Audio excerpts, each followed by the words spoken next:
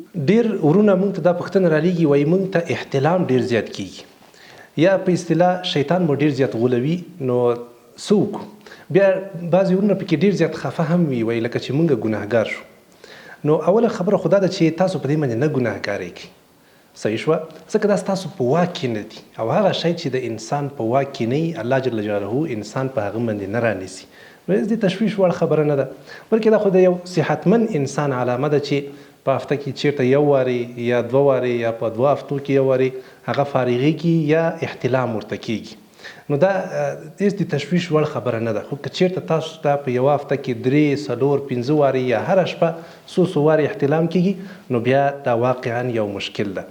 د دې په خاطر باندې تاسو باید 4 خبرې په یاد ولرئ. د دې لپاره چې تاسو احتلام درته ونشي، 4 خبرې مهمې دي. اوله خبره خو دا ده چې تاسو باید دا هر څه په شیطان باندې خامخا ور وانه ړوئ. کیدای شي دا د شیطان له طرف نه وي او یا نه وي. صحیح شوه؟ کیدای شي بعضې خلک دي قوي دي یا مثلا دا اوبه یې ډېرې وي، د دې په خاطر باندې به دته احتلام ډېر کېږي. ضرور نه ده، کیدای شي شیطان دی وغولوي او یا کیدای شي په خپله باندې دته احتلام وشي. نو 4 خبرې باید موږ تاسو په یاد ولرو. اولنۍ خبر دا ده چې باید موږ تاسو په ګناهونو کې او په جنسي مسایلو کې ډېر فکر ونه کړو. هغه څوک چې ډېر زیات فکر کوي، سوچونه کوي، نو ظاهره خبره ده چې بیا انسان ته په خوب کې همغه شیان تکراریږي. صحیح شوه؟ همدارنګه د نظر حفاظت دا ډېر مهمه ده. هغه مردار شیونه، ګنده شیونه، ناروا شیونو ته باید موږ تاسو ونه ګورو او د خپل نظر حفاظت وکړو. بیا انشاءالله کولی شو چې دغه شیطان غولونه په اصطلاح یا مثلا زیات احتلام موږ کنټرول کړی شو. ډېر زیات چې ځوانانو ته دا احتلام کېږي، اصلي وجه یې دغه وي چې دوی نه ګناهونه کېږي او یا ډېر زیات سوچونه کوي. دویمه خبره چې باید موږ تاسو هغه ته پام وکړو، هغه دا ده چې باید موږ تاسو په سنت طریقه باندې ویده شو. ښی لاس د سر لاندې کړو او په صحیح توګه باندې ویده شو په یو اړخ باندې، او باید کوشش وکړو چې سرچپه ویده نه شو. صحیح شوه؟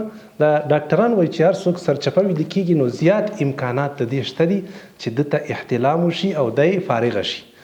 او درېیمه وجه، درېیم کار چې باید موږ تاسو یې وکړو، هغه دا ده چې باید موږ تاسو ورزش وکړو. هر هغه څوک چې ورزش کوي نو هغه به صحتمند وي او ډېر زیات به د شپې له طرف نه فارغېږي او نه به یې شیطان غولوي.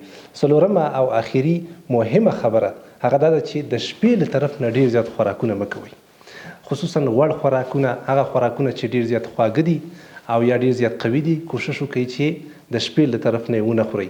هسې هم صحي له نګاه نه سړی باید د ورځې له طرفه خوراکونه ډېر زیات وکړي. صحیح ده؟ ډېر زیات هم نه چې بې حده ډېر زیات، خو که خوراک ډېر کوي نو د ورځې له طرفه دې وکړي.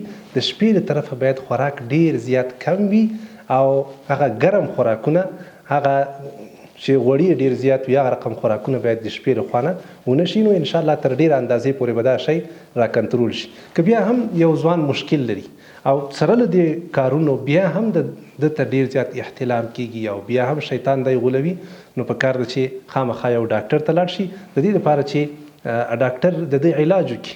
بعضې مسایل داسې دي چې هغه ډاکټرانو پورې اړه لري او موږ تاسو باید له ډاکټر نه ونه شرمېږو. ډاکټرانو ته لاړ شو او د خپل راز ورسره شریک کړو. په ټولنه کې باید یو ملا او بل ډاکټر باید د خلکو اسرار وساتي. الحمدلله ډاکټران تر ډېره اندازې پورې ښه خلک دي. که تاسو ورسئ د خپل مشکل ورسره شریک کړئ، نو هغه به انشاءالله ستاسو لپاره داسې یو طبي علاج راوباسي او الله جل جلاله به انشاءالله شفا درکړي. زما یو ملګری و، هغه هم په دې تکلیف باندې مبتلا شوی و. له علاج نه وروسته ډاکټر دته دا توصیه کړې وه چې ته به اوس خامخا واده کړې. نو الحمدلله هغه چې کله واده وکړ، هغه ملګری زما روغ او جوړ شو او دا مشکل حل شو. نو تاسو هم انشاءالله ډاکټرانو ته بیا رجوع وکړئ. الله جل جلاله دې دغسې ځوانانو ته صحت ورکړي او الله جل جلاله دې ورته شفا ورکړي. السلام علیکم ورحمة الله. صحیح انشاءالله.